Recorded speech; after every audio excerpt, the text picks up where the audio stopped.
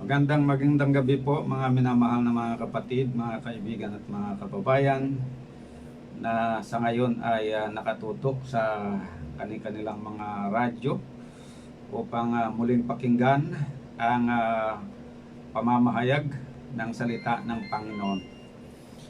Aking binabati kayong lahat na nakikinig ngayon sa ating programang Ang Tinig ng Reformasyon. Welcome po sa isa na naman na bahagi ng ating ginagawa na Bible Study Series tungkol po sa mabuting balita ng kaligtasan. At welcome din po at good evening sa ating mga viewers sa Facebook. Naka-live din po tayo ngayon sa Facebook. At sa ating pagpapatuloy sa ating pag-aaral ngayong gabi ay aking inaanyayahan kayo na tayo po ay manalangin. Dakilang Diyos sa kaitaasan po ng mga langit, kami ay lumalapit sa inyo upang hingiin ang inyong pamamatnubay sa aming gagawin na pag-aaral ngayong gabi. Tulungan niyo po kami na dumating kami sa tamang pangunawa sa mga talata na aming babasahin at pag-aaralan. Patawad nyo kami sa aming mga kasalanan at patuloy nawa na kayo po ang gagabay sa amin at protektahan nyo kami sa lahat ng mga kasamaan na nangyayari dito sa mundo, lalo na sa pinangangambahan ng marami ngayon na COVID-19 na sakit. At mangyari nawa po ang inyong kalooban sa bawat isa sa amin. Ito ang aking dalangin sa pangalan ng Panginoong Jesus. Amen. So, ang araw na ito ay araw ng Sabat, kaya't happy Sabat po sa inyong lahat mga minamahal na mga kapatid. Sa gabing ito ay nais kong ipagpatuloy natin ang pag-aaral ukol sa paksa ng Sabat ng Panginoon. Ating napag-alaman sa Exodus 31 verse 13 and 17, Ezekiel 20 verse 12 and 20, ng araw ng Sabat ay ipinag-utos ng Diyos na ipangilin ng kanyang bayan at ito ang magsilbing tanda sa Diyos at sa kanila upang kanilang makilala na si Jehovah ang kanilang Diyos at sila naman ang kanyang bayan. Ako po ay natutuwa sapagkat may mga listeners po tayo na nagsasabi na naging malinaw po daw sa kanila ang tungkol sa araw ng Sabat bilang tanda ng Diyos. At sinimulan na daw po nila na ipangilin ang araw ng Sabat. Kaya purihin po ang Diyos sa inyong pagpapasya, mga minamahal na mga kapatid, na ibaling ang inyong pagsamba at pagsunod mula sa hayop patungo sa Diyos na inyong manlalalang at laging na siyang laging gumagabay sa inyo at nagbibigay ng inyong mga pangangailangan. Dapat lang po yan, tamang-tamang inyong pasya.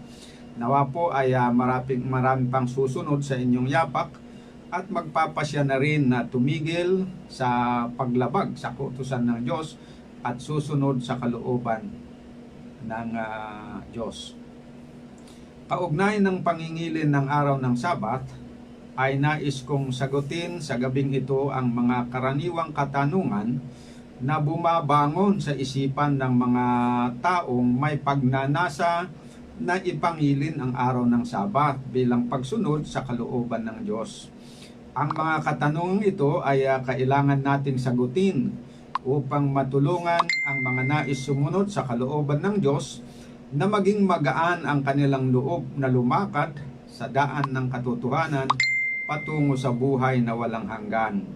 Kumbaga, kung sa daanan pa na literal, parang lilinisin natin yung daan para maging madali na lang yung paglakad po nila.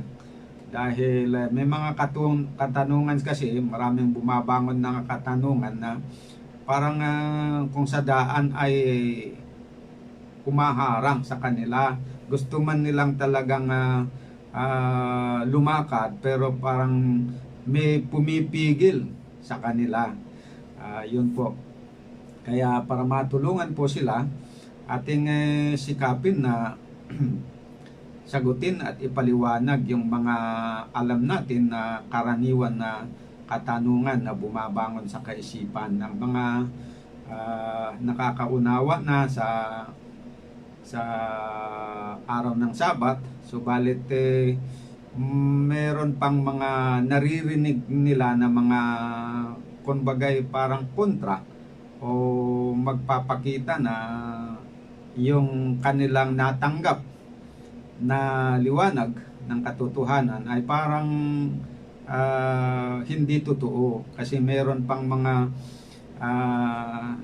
idea na parang kumokontra nun, na kung hindi masagot ay hindi magiging lubos ba yung kanilang yung kanilang pagtanggap at pagsunod sa katotohanan. Ayan, so meron ako ditong mga isinulat na mga katanungan na base sa aktual na mga naririnig ko noon sa matagal na aking paglilingkod at pangangaral. Ito yung mga karaniwan na mga bumabangon na katanungan. Sasagutin po natin para kumbaga medyo malinawan. At ang unang tanong mga kapatid ay ganito: totoo ba na ang Lord's Day sa panahon ng Bagong Tipan ay araw ng linggo? Okay, aywan ko kung naririnig nyo yan, no?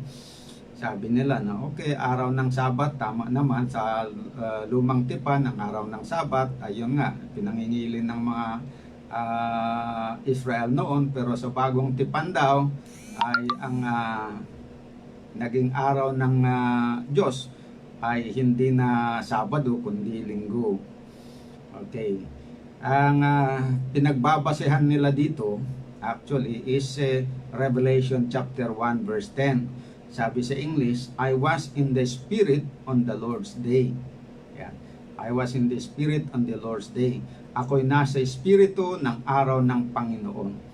At alam nyo mga kapatid, sa buong Biblia mula Genesis hanggang sa Revelation ay tanging ito lamang bersikulo ang nagbanggit sa phrase na Lord's Day o araw ng Panginoon. Pero hindi naman dito inelaborate kung ano itong Lord's Day. Basta sabi lang ni Juan na I was in the Spirit on the Lord's Day. Okay. Pero bagamat hindi nilinaw, para bang batay doon sa kaugalian o tradisyon, ininterpret na lang ng iba diretso na yung Lord's Day na ito ay araw ng linggo. Pero ang tanong, noong isulat ba ni Juan ito na sabi niya, ako ay nasa Espiritu sa araw ng Panginoon, linggo kaya ang nasa kanyang isipan? So, tandaan po natin na itong si Juan ay Hudyo na naging Kristiyano. Okay? So, kailangan na alamin natin ano ba yung alam ng mga Kristiyano noon, yung mga alagad na tinatawag na araw ng Panginoon. So, dito po sa Mark chapter 2 verse 27 at 28 ay ganito ang ating mababasa. At sinabi niya sa kanila, ginawa ang Sabat ng dahil sa tao at di ang tao ng dahil sa Sabat. Kaya't ang anak ng tao ay Panginoon din naman ng Sabat. So yung word na Sabat Day, ibig sabihin araw ng Panginoon. Yon ang araw na kung saan ang Panginoon ang Panginoon ng araw na yon. It is the day where Jesus is Lord. So alam natin na ito ang pagkaalam ng mga alagad. At alam nila na yung Sabat na yon, talagang yon yung araw ng Panginoon. Kaya tama lang yung sinabi nila dito na ang araw ng kung saan ang anak ng tao o si Jesus ay Panginoon ay araw ng Sabat. So, kung ating i-interpret yung Revelation 1 verse 10 based doon sa Bible, ang tinutukoy dito na Lord's Day ay walang iba kundi ang araw ng Sabat. That is what the Lord said is the Lord's Day. Ayan. At saka kung basahin ninyo ang Isaiah chapter 58 verse 11 to 13, makikita nyo po doon na tinawag ng Panginoon yung araw ng Sabat na my holy day. Ayan, sabi, my holy day. So yun yung araw niya. Araw ng Panginoon, yung araw ng Sabat, hindi po linggo. So malinawin nyo po yan na dapat maging malinaw na sa isipan nyo yun. Don't be troubled by that idea na sabi nila na yung linggo daw ay yun ang Lord's Day. Wala pong pruweba sa Bible. Yan ay interpretation based on tradition. Because traditionally, yung after Jesus Christ, noong tumalikod ang iglesia, na-develop yung tradition na yung linggo nagiging araw daw ng Panginoon. Kasi nga, pinalitan nila yung Sabado, ginawa nilang linggo ang Sabat. At from that time on, naging tradisyon na natawagin yung linggo na araw ng Panginoon. Pero before that, bago pinalitan ng Romano Katoliko noong taon 364, ay ang alam ng mga alagad na araw ng Panginoon ay ang Sabat. Okay. Dito tayo sa pangalawang tanong.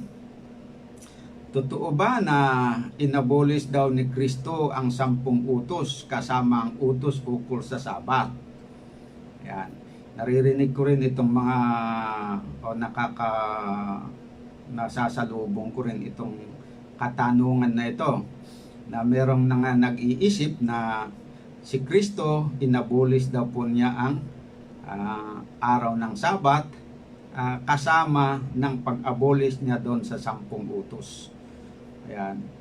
Hindi po totoo rin ito, mga kapatid, dahil ayon kay Kristo mismo sa Matthew chapter 5 verse 17, sabi niya, "Think not that I am come to destroy the law or the prophet. I am not come to destroy but to fulfill."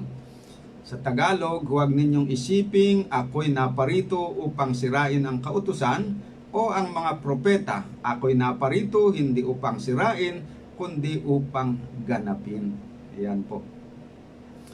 So, malinaw po na hindi po talaga mission ni Kristo na i-abolish ang kautusan, kundi ang kanyang misyon ay upang ganapin ito. So, huwag po nating entertainin yung idea na yun. Sinasabi man nila yon, that is a misinformation o kaya fake news. Sinasabi kasi nila, ayan, para bang yung gawa ng simbahang Katoliko, ipinaparatang nila sa Panginoon na siya ang gumawa. Whereas doon sa history na pag-aralan natin sa nakalipas, na it was the Catholic Church who abolished the Sabbath day and transferred it to the first day of the week. Yan. So hindi po ang Panginoon ang nag-abolish, dahil sabi nga niya, hindi ako naparito to abolish the law and the prophet, kundi naparito upang ganapin. Okay. Katlong tanong, totoo ba na matapos na namatay si Kristo ay hindi na daw Sabado ang ipinanginrilin ng mga Kristiyano, kundi linggo na? Okay, depende po yan sa time na kung iniisip nyo. Kung yung immediately after the death of Christ, wala pong nangyari na ganun.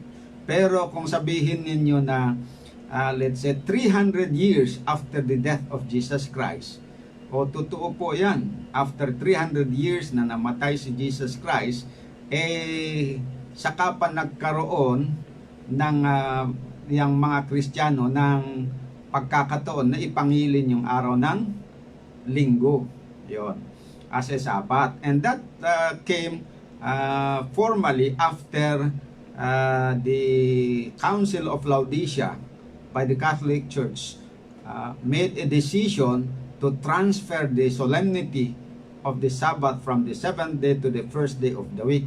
That was in the year 364. So after the year 364, totoo yun na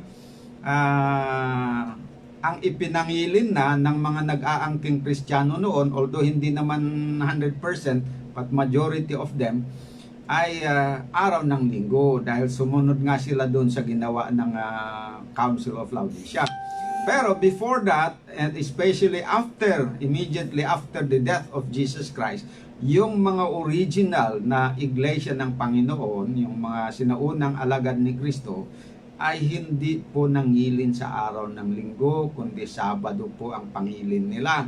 Halimbawa po, eto sa Luke chapter 23 verse 54 to 56, immediately nung namatay si Jesus Christ, anong ginawa nila? Okay. Ang taong ito ay naparoon kay Pilato, yung tao na yun is si Joseph of Arimathea, at hiningi ang bangkay ni Jesus. At ito'y ibinaba niya at binalot ng isang kayong lino at inilagay sa isang libingang hukay sa bato, na dooy wala pang nalilibing. At nooy araw ng paghahanda, araw ng paghahanda, Biyernes yun, at nalalapit na ang Sabat. At ang mga babae na nagsisama sa kanya mula sa Galilea ay nagsisunod at tiningnan ang libingan at kung paano ang pagkalagay ng kanyang bangkay. At sila ay nagsiuwi at nangaghanda ng mga pabango at mga ungwento. At ng araw ng Sabat, sila ay nangagpahinga ayon sa utos. So nakita nyo na. Immediately after na namatay si Jesus Christ, ay anong ginawa ng mga alagad ni Kristo na mga babae? Nagpahinga sila ayon sa utos. Anong utos yun? Ika-4 na utos na sabi niya, remember the Sabbath day to keep it holy. Nagpahinga sila at ipinangilin po yung araw ng Sabat. So hindi po linggo. Yan. So tandaan niyo po yan mga kapatid, don't be deceived. Ika-4, noong nailibing si Jesus ay ipinangilin nga ng mga babae ang Sabat. Okay. Napatunayan natin kanina. Pero di ba't noong nabuhay uli si Jesus ay nagtipon ang mga alagad upang ipangilin ang araw ng kanyang resurrection? Yun na naman. Sinasabi na naman nila na okay, parang tanggap namin na okay, ayon doon sa nabasa kanina na sa Luke chapter 23, 54 to 56, yung mga babae na nakakita doon sa kanyang pagkalibing nung umuwi araw ng Sabat ay ipinangilin nila. Pero noong linggo, nung na-resurrect si Jesus Christ, nung umaga, nung gabi, ay isinelebrate nila. Nagkaroon sila ng pagpupulong in honor of the Resurrection Day. Yan na naman ang nila. Pero, eto, puro haka-haka kasi ito eh. Kung tutuusin natin, basahin po natin kung anong nangyari. Ito daw po ay yung aligasyon nila. Sa John chapter 20 verse 19 and 20, for the first time daw nagpulong yung mga alagad after ng resurrection to honor the first day of the week as the day na si Kristo ay na-resurrect. Totoo ba yun? Mali po mga kapatid. Basahin natin. Dito sa Tagalog, naparoon si Maria Magdalena at sinabi sa mga alagad, nakita ko ang Panginoon, at kung paanong sinabi niya sa kaniya ang mga bagay na ito. Nang kinahapunan nga ng araw na yoon, na unang araw ng sanglinggo, nabanggit kasi dito yung unang araw ng sanglinggo, di siyempre linggo yon, Sunday, yung first day of the week.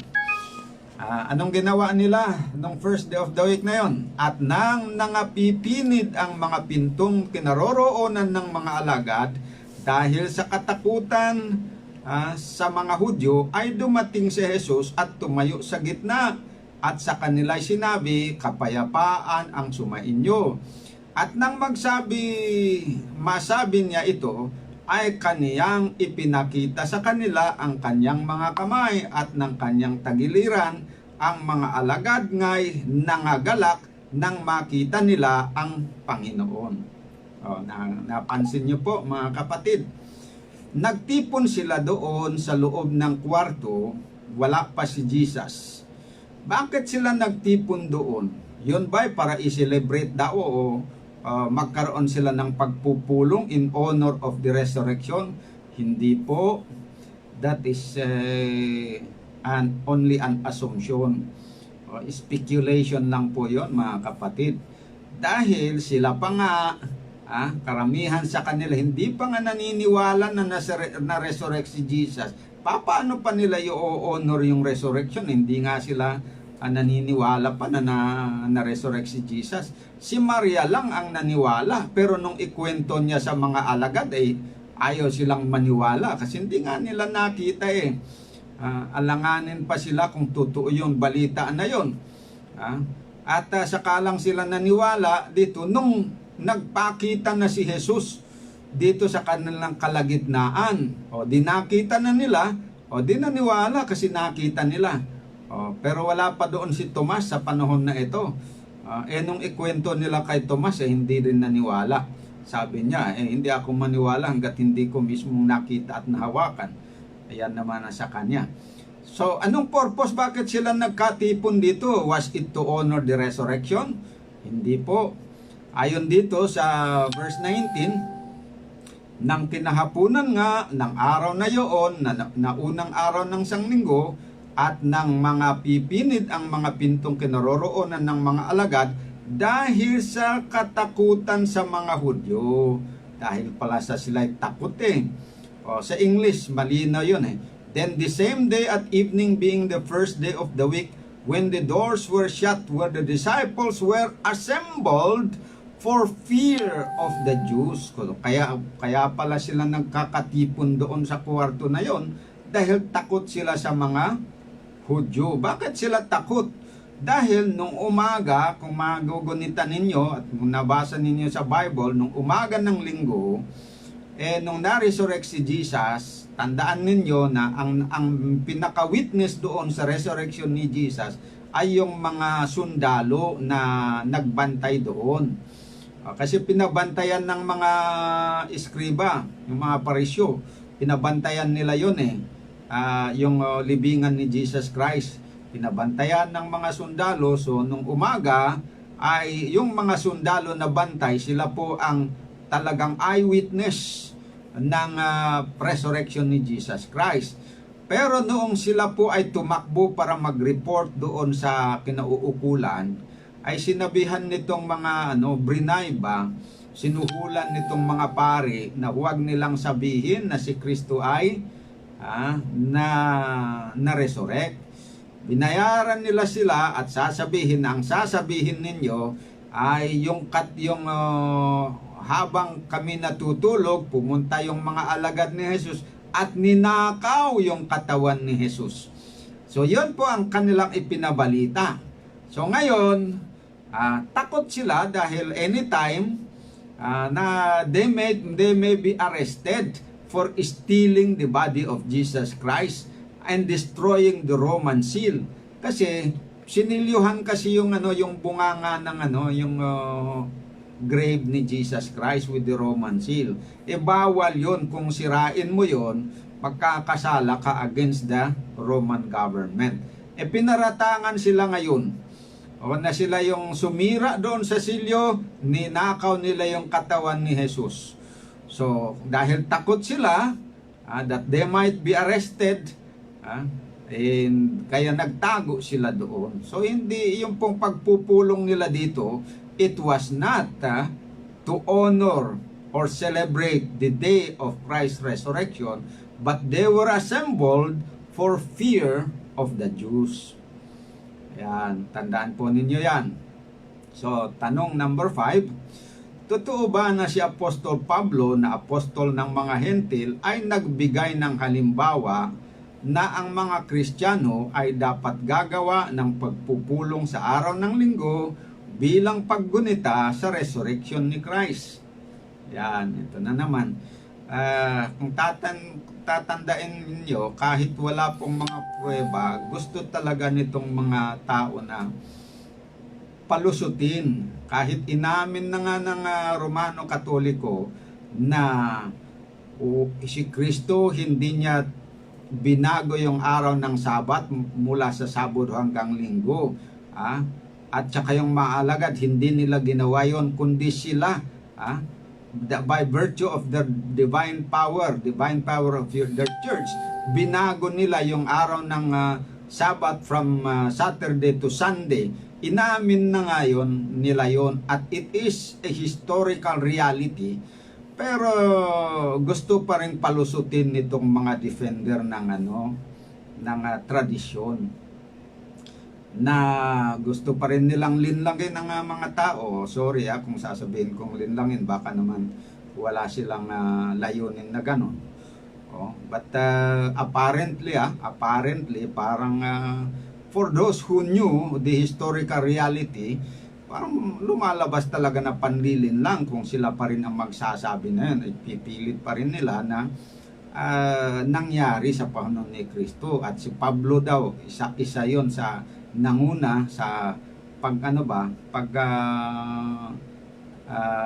initiate na yung linggo ay dapat ipangilin in honor of the resurrection. Okay, ano naman ang pinagbabasehan nila dito? Dito naman sila bumabase doon sa isang pangyayari dito sa Acts chapter 20 verse 7 to 13. Okay, basahin po natin.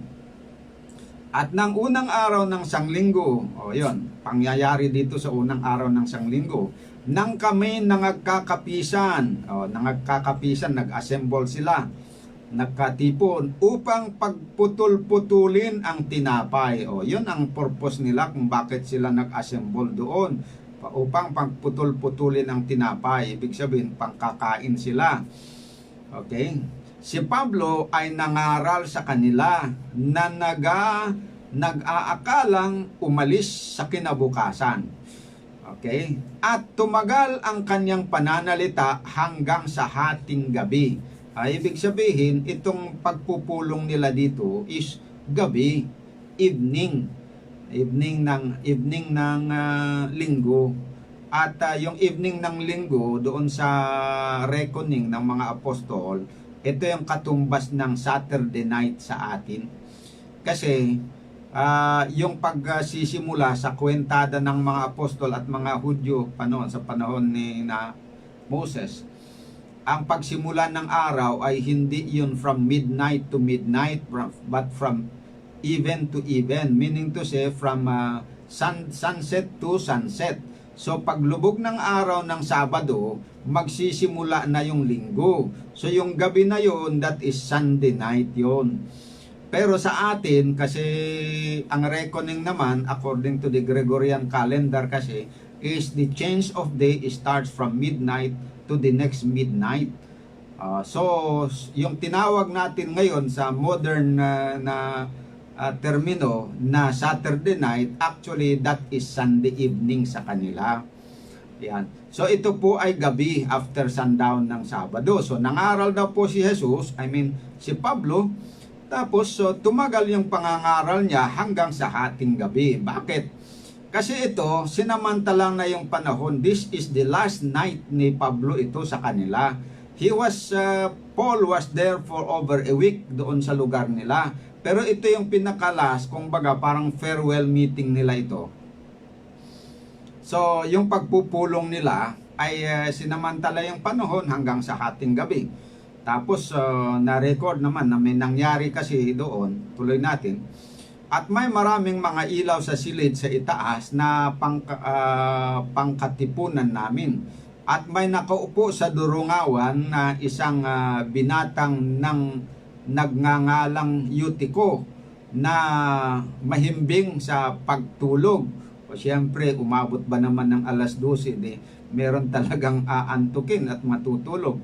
So natulog itong si Eutiko. At samantalang si Pablo ay nangangaral ng mahaba, palibhas ay natutulog at ay nahulog buhat sa ikatlong grado. Ikatlong grado, mataas nga naman yon. At siya ay binuhat na patay. Yan, mataas pala yon, di namatay, diretso. At nanaog si Pablo at dumapa si ibabaw niya at siya'y niyakap at sinabi, "Huwag kayong magkagulo sapagkat nasa kanya ang kanyang buhay." At nang siya'y makapanhik na at makapagpuputol-putol ng tinapay at makakain na at makapagsalita sa kanila ng mahaba hanggang sa sumikat ang araw. Yun. Kaya't siya'y umalis. So ang nangyari, may kapangyarihan naman na ibinagkaloob ng Panginoon dito kay Pablo, niresurrect niya itong si Eutico na buhay. Pagkabuhay, ipinanhik na doon sa taas. Tapos, ipinagpatuloy niya yung pangangaral niya hanggang sa sikat ng araw. Ibig sabihin, wala silang tulog dito sa buong gabi na ito. Walang tulugan. At lalong naging attentive yung mga tao dahil doon sa milagro na nangyari. Namangha sila at talagang biro mo yung namatay from the third floor, bumagsak sa first floor, tapos namatay, ni-resurrect ni Pablo. Talagang namangha sila, naniwala sa kapangyarihan ng Diyos. Ayun. So, nakuha niya na nangaral hanggang sa sumikat ang araw. Pagkatapos, sila ay umalis. Kasi yung Sunday na yon, yung kinabukasan, yung Sunday morning, siya po ay umalis, naglakad papunta doon sa lugar ng Ason. Na doon sila po maghintayan doon sa mga kaibigan niya, mga kasama niya. So, malinaw po na itong pagtitipon dito, it was not a meeting, as it is not a regular, parang sinasabi nila na regular na Sunday school. Hindi po yan regular na Sunday school, gabi yan eh. At nangyari yon buong gabi yon kasi last night ni Pablo yon. Kinabukasan ay maglalakbay na sila. Ayan. So meaning to say, that day, this is not an indication that they are celebrating or honoring or ipinangingilin nila ang linggo as the Sabbath. That is a far-fetched conclusion. Malayo po yan, yung speculation na yan. So hindi po tama. Hindi po tama na sabihin na si Pablo ang nagpasimuno ng paggunita sa linggo bilang resurrection day ni Jesus Christ. Ang talagang ugali ni Pablo ayon dito sa Acts chapter 17 verse 1 and 2. Basahin po natin. Pagkatahak nga nila sa Amphipolis at sa Apollonia ay nagsirating sila sa Thessalonica na kinaroroonan ng isang sinagoga ng mga Hudyo. At si Pablo ayon sa ugali niya ay pumasok sa kanila at sa 3 Sabat ay nangatwiran sa kanila sa mga kasulatan. So ano yung ugali ni Pablo?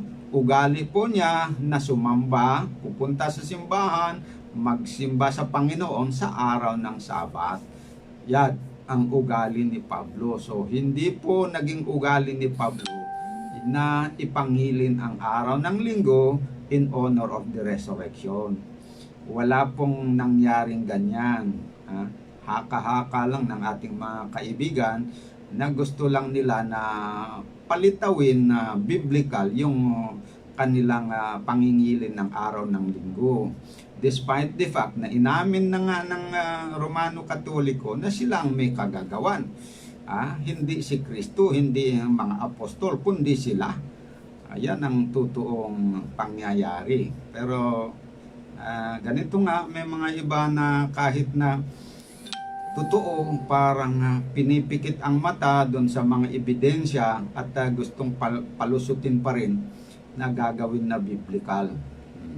Paparatangan pa nila si Pablo. Okay, dako tayo sa ika-6 na tanong. Totoo ba na hindi makaapekto sa relasyon natin sa Diyos kung anong araw ang ating ipangilin? Basta ang mahalaga ay nanampalataya tayo sa Diyos. Yun.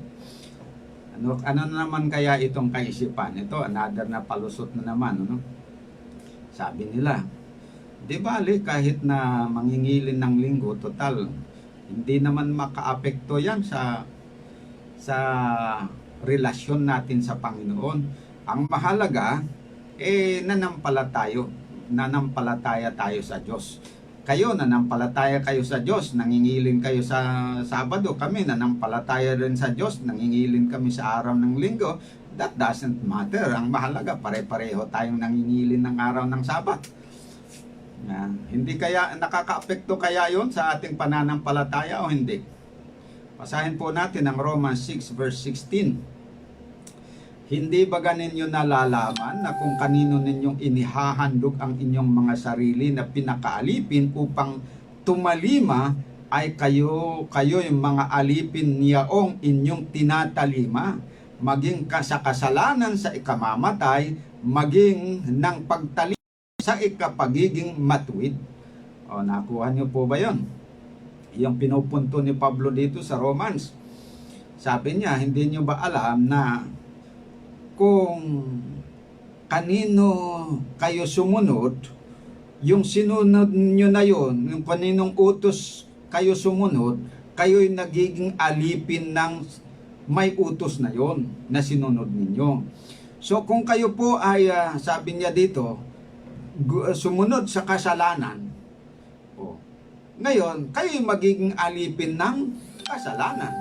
Kung kayo ay sumunod doon sa katuwiran, kayo'y magiging alipin ng katuwiran. Pag kayo nasa katuwiran, alipin ng katuwiran, nasa panig kayo ng Diyos. Pag kayo nasa alipin ng kasalanan, nasa panig kayo ni Satanas. Kasi si Satanas yung nanguna, siya yung pinakauna nagkasala. Kaya nga yung mga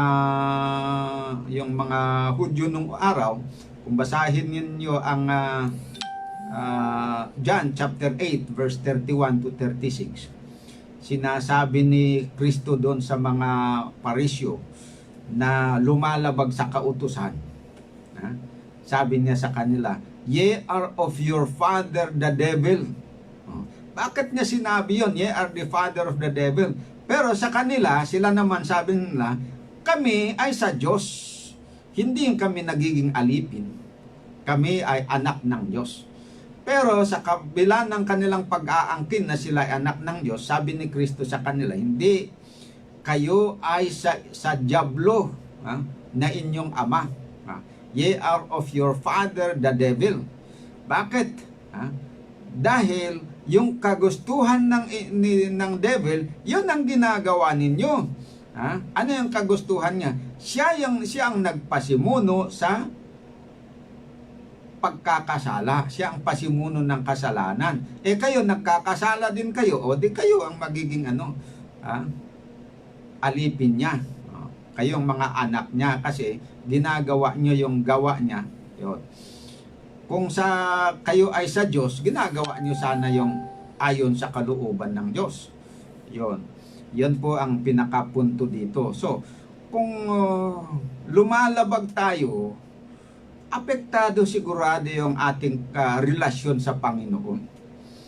Alangan namang hindi apektado yung relasyon ng Panginoon natin sa Panginoon kung kahit tayo ay lumalabag sa kanyang kautusan. Halimbawa lang, tingnan natin relasyon ng mag-asawa.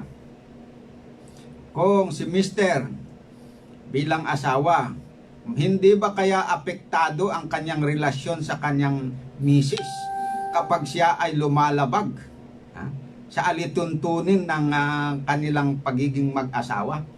Ano bang alituntunin ng pagiging mag-asawa? Ang dapat asawang lalaki, dahil meron na siyang asawang babae, dapat doon lang siya mahalin niya yung kanyang asawang lalaki. Yan ang nakasulat doon sa Ephesians chapter 5. Sabi, husbands, love your wives. Doon sa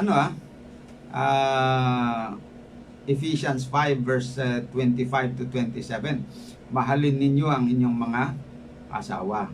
Pero yung husbands pero hindi ibig sabihin na yung husband ay maraming asawa, hindi. Yung isang husband, dapat isa lang yung kanyang asawa. O mahalin niya yun. Okay? Hindi siya dapat magmahal ng ibang babae na parang asawa na rin niya. Ngayon, kung labagin niya yon, halimbawa, meron siyang ibang babae na kinakasama, sa palagay niyo ba hindi maapektuhan yung relasyon niya dito sa asawa niya? Ano sa tingin niyo mga kapatid? Siguradong apektado yan. Lahat ng babae yan sasang-ayon sa akin na talagang maaapektuhan yung relasyon nilang mag-asawa. Basta hindi siya sumusunod sa batas ng pag-aasawa. Yan. So ganon din dito, kung tayo po ay sumusuway sa kagustuhan ng Panginoon, siyempre, maapektuhan yung ating relasyon. At maging tayo, mararamdaman natin yan. Alam ba, tayo ay lumalabag. Sa palagay nyo ba, kahit na marunong tayong mag-artista, pupunta tayo sa simbahan, tapos ang ganda-ganda ng ngiti natin doon, tapos parang tumatawa, parang masayang-masaya. Pero alam nyo, sa totoong, kahit na mag-artista ka pa, na magpanggap ka na parang masaya ka, pag ikaw ay alam mong ikaw ay gumagawa ng paglabag sa kautusan ng Panginoon, sa likuran ng inyong isip, back in your mind, hindi ka nababagabag ka, hindi ka masaya.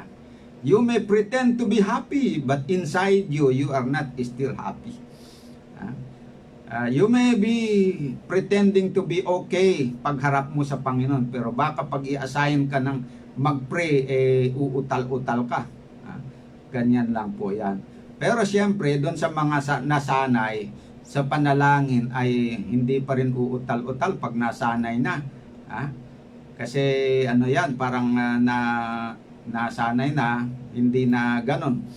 Parang yung professional na liars na kahit i-lie detection mo, parang pasado pa rin kasi nasanay na. Pero yung mga baguhan, madaling ma-detect sa lie detector na nagsisinungaling. Ayan.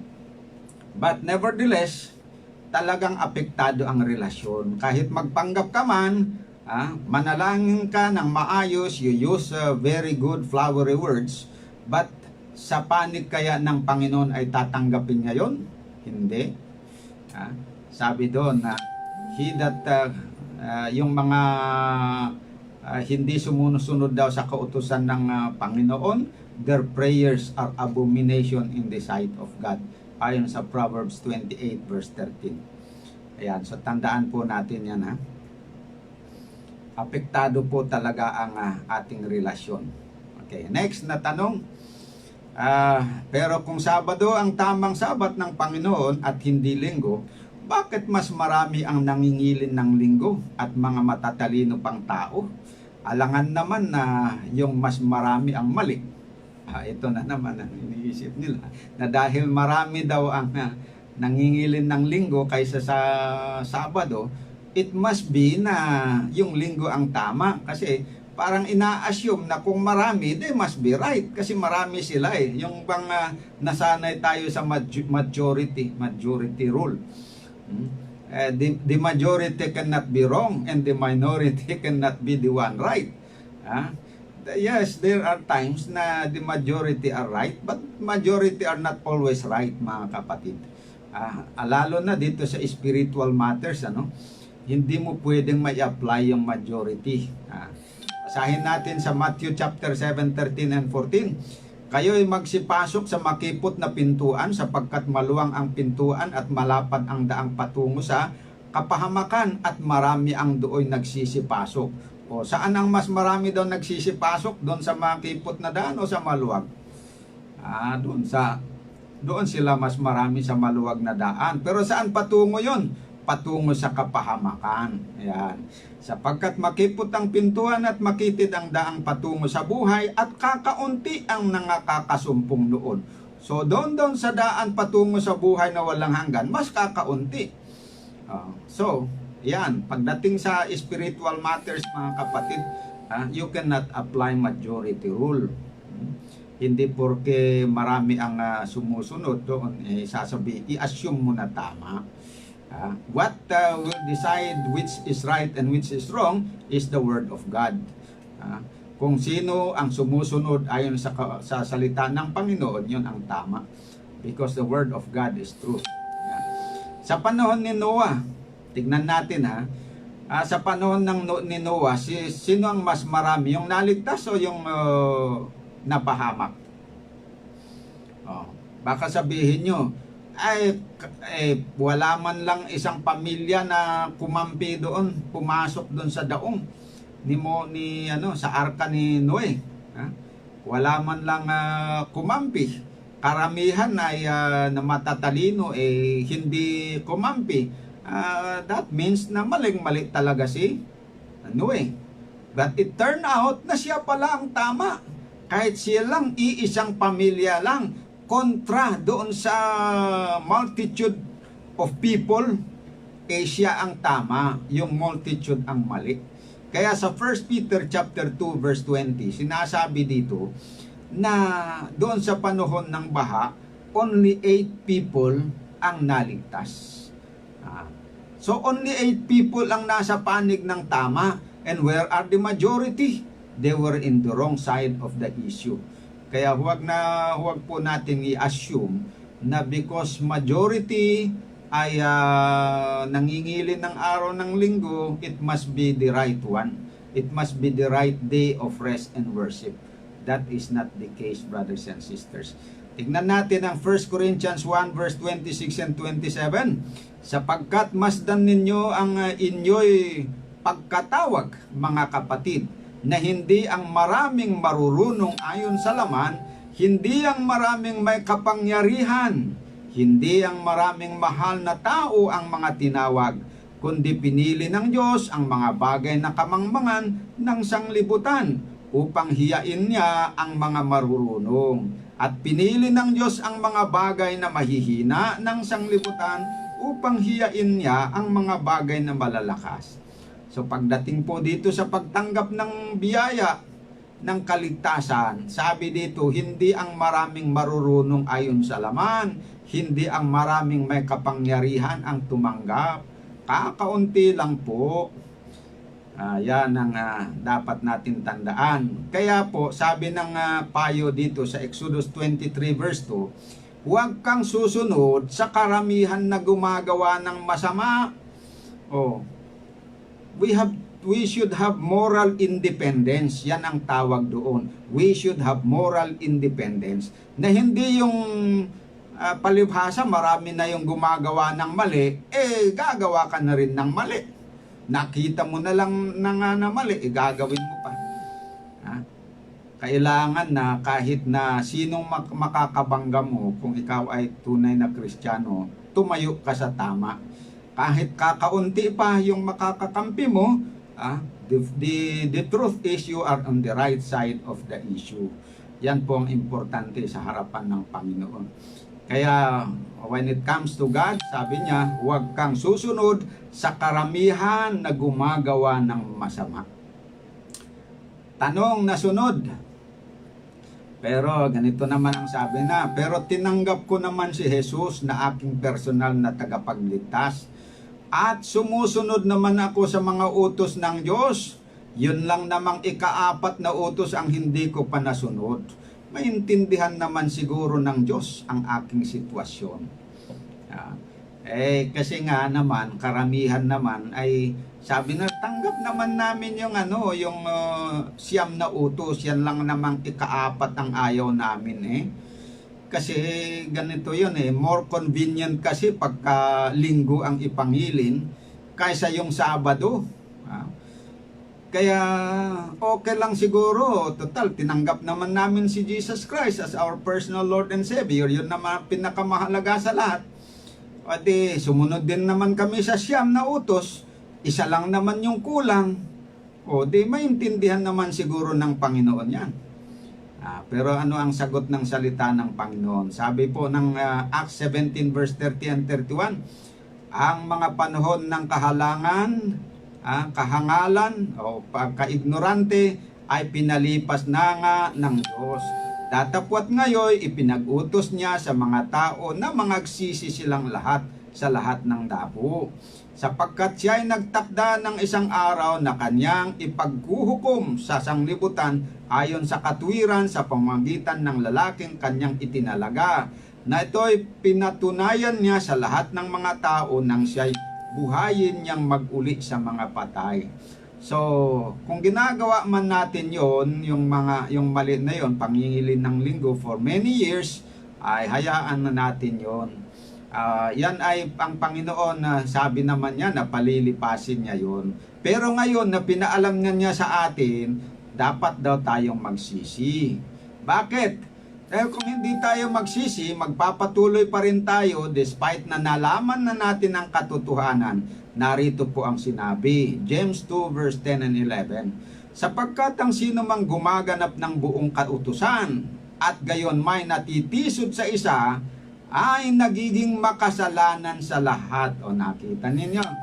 Kahit isa lang yung doon, isang utos lang yung hindi mo sinunod, linalabag mo, and you are doing it intentionally, despite na nalaman mo na nga, na paglabag yon, ipagpapatuloy mo pa rin, you are counted as a transgressor of the whole law. Yan po mga kapatid. At tandaan natin na in the time of ignorance, wala po tayong pananagutan. We have no accountability kapag hindi natin alam ang liwanag. Pero kung dumating na sa atin yung liwanag ng katotohanan, pananagutan na natin yon kahit isa lang. Pananagutan natin yon. Sabi ng John 3 verse 19, at ito ang kahatulan na naparito ang ilaw sa sanglibutan at inibig pa ng mga tao ang kadiliman kaysa ilaw, sapagkat masasama ang kanilang mga gawa. Nakita nyo yun. Hindi tayo accountable at the time na hindi natin alam. Pero ngayong alam na natin, we are accountable na. Ito ang kahatulan. Mahahatulan na tayo dahil dumating na ang liwanag. Okay, next. Tanong. Sabi naman ni Jesus na ang pinaka-importante sa lahat ay pag-ibig. Sabi nga naman, faith, hope, and charity. The greatest of this is charity. Yan, tama yun. Hindi pa ba sapat na siya ang kinikilala ko na aking Panginoon at mahal ko siya sa aking puso? Kailangan pa ba talagang ipahilin ko pa ang araw ng Sabat? Nandito na nga sa akin yung pinaka-importante pag-ibig. At hindi lang pag-ibig, nasa akin pa yung next na pinaka-importante pananampalataya, nanampalataya ko sa Panginoon. Meron pa sa akin yung ikatlo, meron pa akong pag-asa, umaasa pa rin ako sa buhay na walang hanggan at sa kaligtasan na ipinangako ng Panginoon. Hindi pa ba sapat yun? Kailangan pa ba ako na ipangilin ko pa ang araw ng Sabat? Pakinggan po natin ang sagot ng Biblia, mga kapatid. Sabi sa 1 John 2 verse 3 to 5, at sa ganito'y nalalaman natin na siya ay ating nakikilala kung tinutupad natin ang kanyang mga utos. Ang nagsasabing nakikilala ko siya at hindi tumutupad ng kanyang mga utos ay sinungaling, at ang katotohanan ay wala sa kanya. Datapwat ang sino mang tumutupad ng kanyang salita, tunay na sa kanya ay naging sakdal ang pag-ibig ng Diyos. Dahil dito'y nalalaman nating tayo'y nasa Kanya. Okay. Anong isasagot ng Panginoon kung sasabihin natin, Panginoon, mahal ko naman ikaw mahal na mahal kita. Nananampalataya ako sa iyo. Ito lang namang Sabat ang hindi ko gustong ipangilin Sinusunod ko pa nga yung siyam. Anong sasabihin niya? Kung kilala mo ako, sumunod ka sa aking mga utos. At sa ganito'y nalalaman natin na siya ay ating nakikilala kung tinutupad natin ang kanyang mga utos. At ang nagsasabing nakikilala ko siya at hindi tumutupad ng kanyang mga utos ay sinungaling.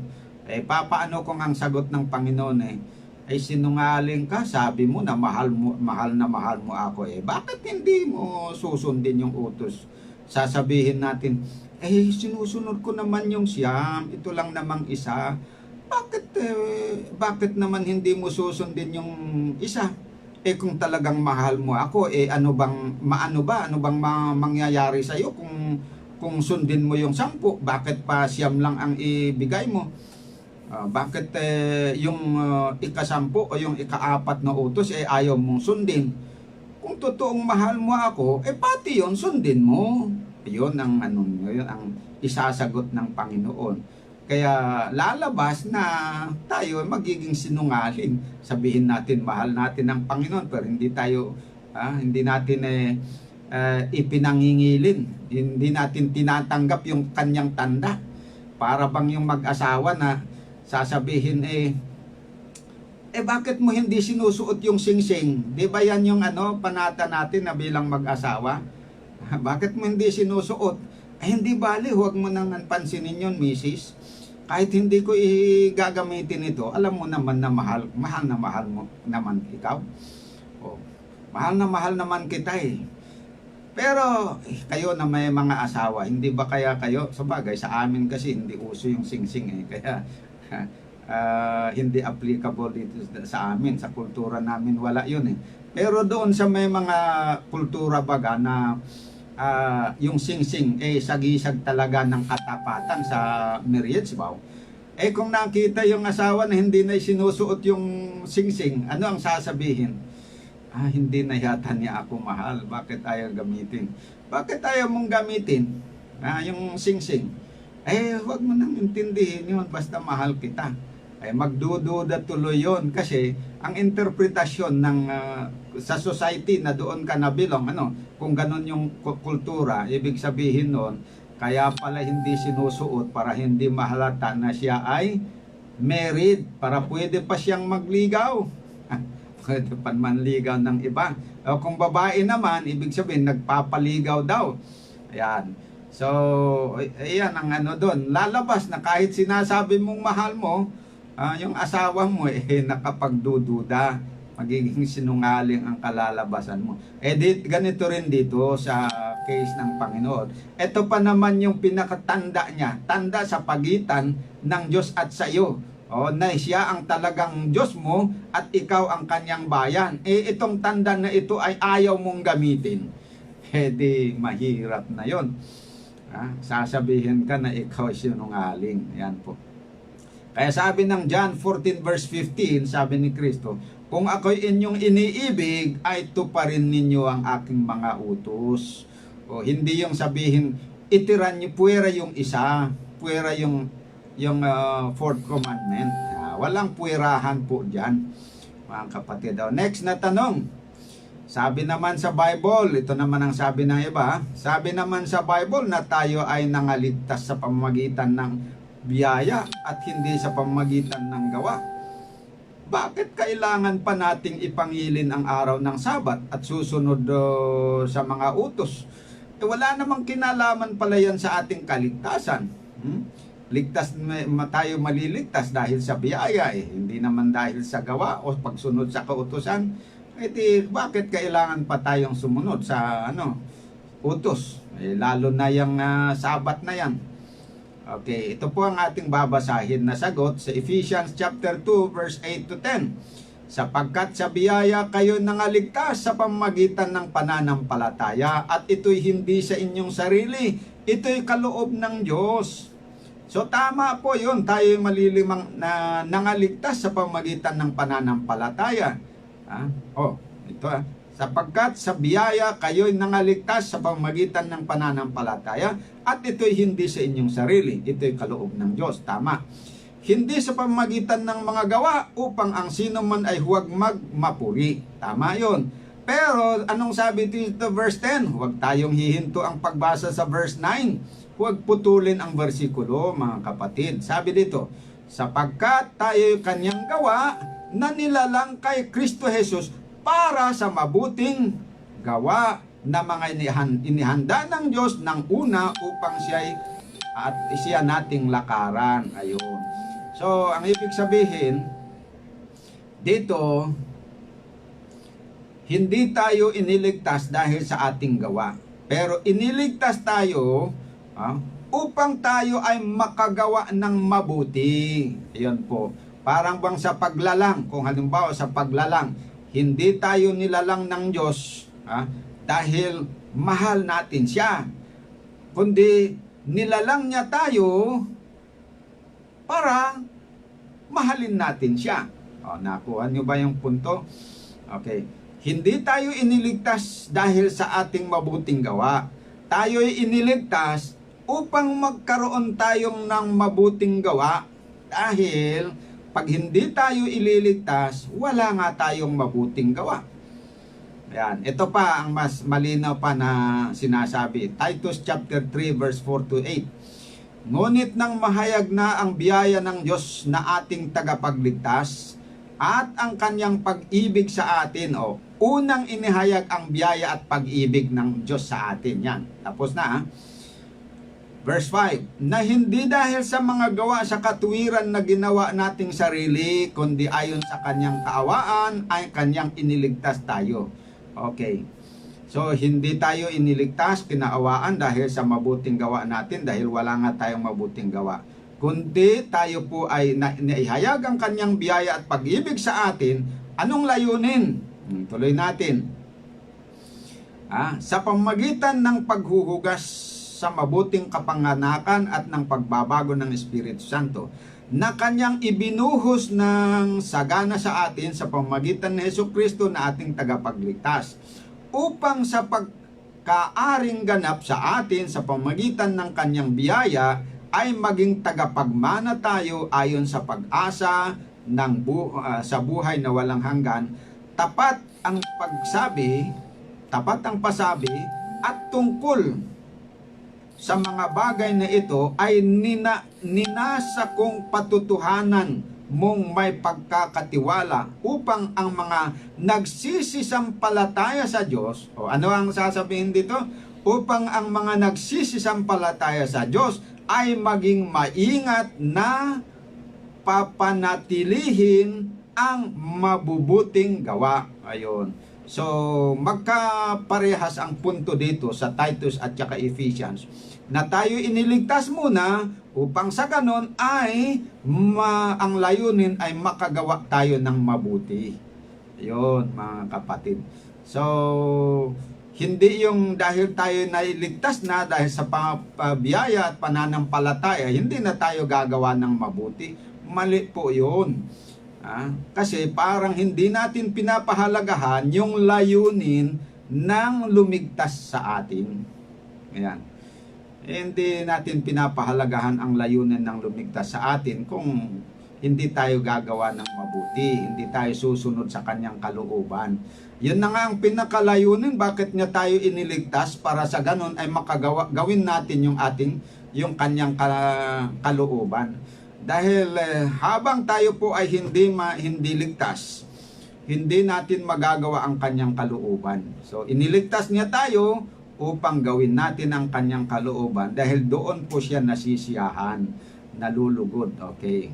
Next na tanong, marami naman diyang mga Kristiyano na hindi naman nangingilin ng araw ng Sabat, pero successful naman silang Kristiyano at gumagawa pa nga sila ng mga milagro sa pangalan ni Jesus, katulad ng pagpapagaling ng mga may sakit at nagsasalita pa ng ibang mga salita. Ngayon, ito na naman.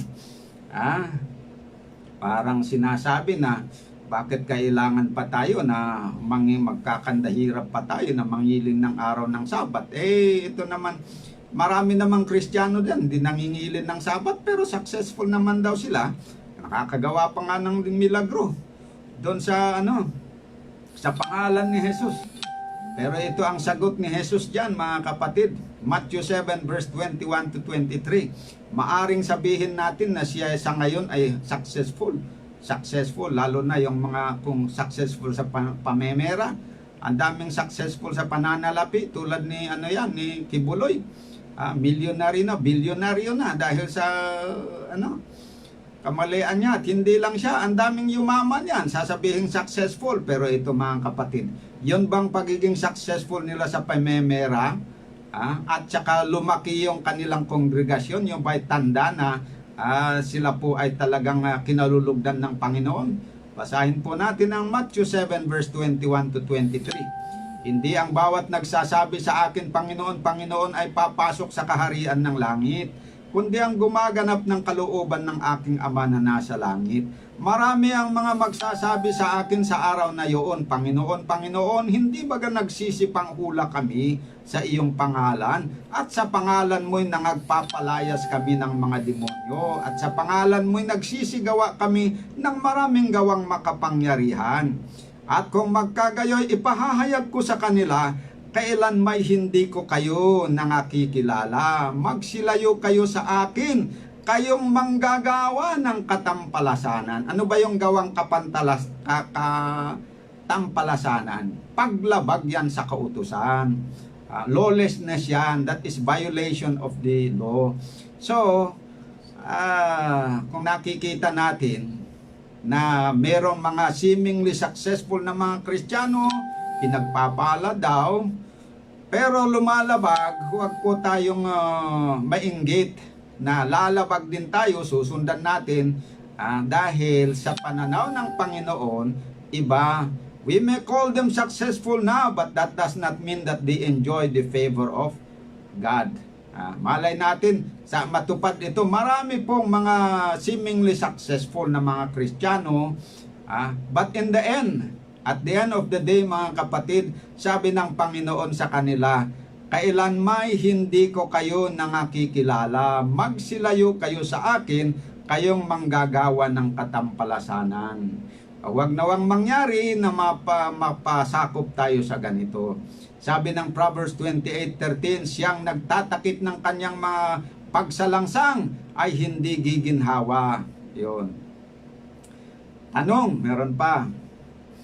Kung mangilin ako ng araw ng Sabat ng Panginoon, malaking kabawasan sa kita ko sa negosyo. Dahil malakas pa naman ang kita sa araw ng Sabat. Totoo yan o hindi? Totoo yan sa mga negosyante. Paano na ang kabuhayan namin kung ipangilin namin ang araw ng Sabat? Talagang this is a true to life reality na dapat pagtitimbangin natin. At alam nyo, ito ang naging problema talaga ng mga maraming na nakakakita sa ganitong problema. Pero ganito ang sabi ng Panginoon. Mark chapter 8 verse 34 to 37. At pinalapit niya sa kanya ang karamihan pati ng kanyang mga alagad, at sa kanila'y sinabi, kung ang sino mang tao ay ibig sumunod sa akin ay tumanggi sa kanyang sarili at pasanin ang kanyang cross at sumunod sa akin. Sapagkat ang sino mang mag-ibig iligtas ang kanyang buhay ay mawawalan nito, at ang sino mang mawalan ng kanyang buhay dahil sa akin at sa Ebanghelyo ay maililigtas yahon. Sapagkat ano ang mapapakinabang ng tao na makamtan ang buong sanglibutan at mapapahamak ang kanyang buhay? Kaya yon po ang sagot ni Kristo. Alin ang mas gusto ninyo yan? Yung magkaroon kayo ng maraming pera, swertihin yung kanyang negosyo, magiging mayaman kayo pero mawawala ang inyong buhay?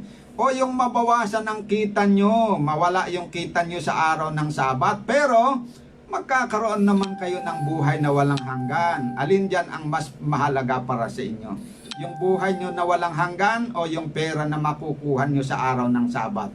Let's say meron kayong kita na 5,000 per Sabat. Sapat ba yun na ipagpapalit ninyo sa inyong buhay na walang hanggan? Ayan ang challenge ng Panginoon sa inyo. Maya sabi niya na yung gusto niyang iligtas ang sarili niya, sa magitan ng paglalabag, kasi mas mahalaga yung pera, lalong mawawala ang buhay niya. Pero kung halimbawa na-bankrupt ka, let's say worst na yung nangyari sa iyo, na-bankrupt negosyo mo, namatay ka, pero dahil yon sa katapatan mo, anong sabi ng Panginoon? Sino mang mawalan ng kanyang buhay dahil sa akin at sa Ebanghelyo ay maililigtas yaon. Ayan po mga kapatid. Kaya sabi ng Matthew 6 verse 31 to 34, hindi naman talaga tayo pababayaan ng Panginoon. Kaya huwag kayong mangagbalisa na mangagsabi, ano ang aming kakainin o ano ang aming iinumin o ano ang aming daramtin, sapagkat ang lahat ng mga bagay na ito ay siyang pinaghahanap ng mga hentil. Yamang talastas ng inyong Ama sa kalangitan na kinakailangan ninyo ang lahat ng mga bagay na ito. Alam niya yung pangangailangan nating pisikal. Datapwat sabi niya, hanapin muna ninyo ang kanyang kaharian at ang kanyang katuwiran, at ang lahat ng mga bagay na ito ay pawang idaragdag sa inyo. Kaya't huwag ninyong ikabalisa ang sa araw ng bukas, sapagkat ang araw ng bukas ay mababalisa sa kanyang sarili, sukat na sa kaarawan ang kanyang kasamaan. Yan po mga minamahal na mga kapatid, ang tandaan natin. Huwag natin ipagpalit ang buhay doon sa mga material advantages. Tanong, kung mangilin ako ng araw ng Sabat ng Panginoon, baka ako'y tutuyain at lalaitin ng aking mga kaibigan at mga katrabaho. Tama po yon, maaaring mangyari. Pero sabi ng Matthew chapter 5 verse 11 and 12, sagot ng Panginoon, mapalad kayo pagka kayo'y inaalimura at kayo'y pinag-uusig at kayo'y pinagwiwikaan ng sari-saring masama na pawang kasinungalingan dahil sa akin. Mangagalak kayo at managsayang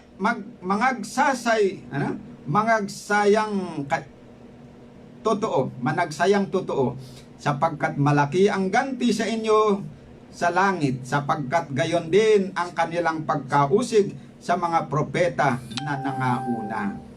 Okay, tanong pa, paano kung ang mga kapatid at mga magulang ko ay hindi sasang-ayon sa aking pasya na mangilin ng araw ng Sabat ng Panginoon? Kung sasalungatin ko naman ang kagustuhan nila, ay baka magkakagira kami sa bahay. Ayan, sagot ng Panginoon, Matthew 10 verse 35 to 39. Sapagkat ako'y naparito upang papagalitin ng lalaki laban sa kanyang ama, at ang anak sa babae laban sa kanyang ina, at ang mga manugang sa babae laban sa kanyang biyanang babae. At ang magiging kaaway ng tao ay ang kanyaring sariling kasangbahay. Ang umiibig sa ama o sa ina ng higit kaysa akin ay hindi karapat-dapat sa akin. At ang umiibig sa anak na lalaki o anak na babae na higit kaysa sa akin ay hindi karapat-dapat sa akin. At ang hindi nagpapasan ng kanyang krus at susunod sa akin ay hindi karapat-dapat sa akin. Ang nakasumpong ng kanyang buhay ay mawawalan nito, at ang mawalan ng buhay dahil sa akin ay makakasumpong niyaon. Ibig sabihin mga kapatid na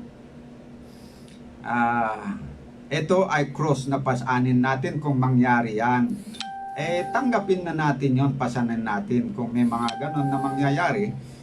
Pero hindi naman all the time na ganon. Naaawayin niya, ang magkatuon lang na may pag-aaway, pag sa pamilya ay ang isang bahagi ay tumanggap, yung isa ay ayaw, magkakagira talaga. Pero in the positive way, malay naman natin kung sa magitan ng iyong pagtanggap ay ikaw naman na anak o magulang, kahit nag-iisa ka sa umpisa, pero ikaw naman ang magiging liwanag para magdala ng katotohanan at ikaliligtas ng pamilya mo, ay di malaking bagay no yun. So huwag tayong matakot mga kapatid. Let us be positive.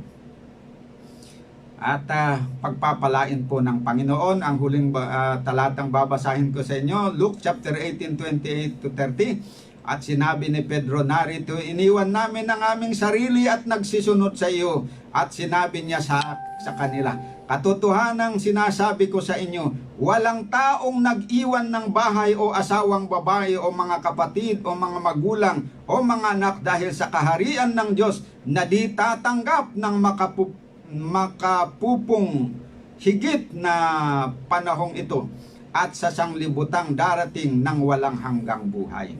So yan po mga kapatid, ang pangako ng Panginoon, napakasarap po.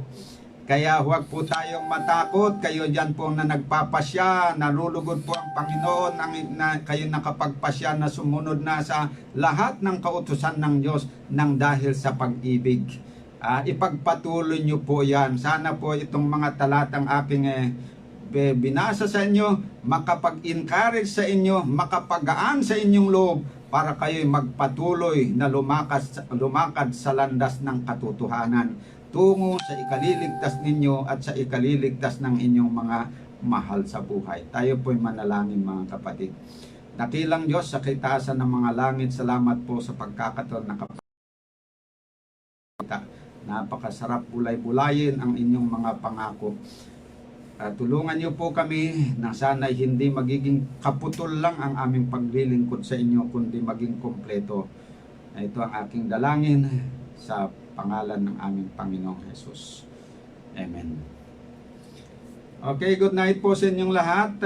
Hanggang bukas na muli tayo magkikita.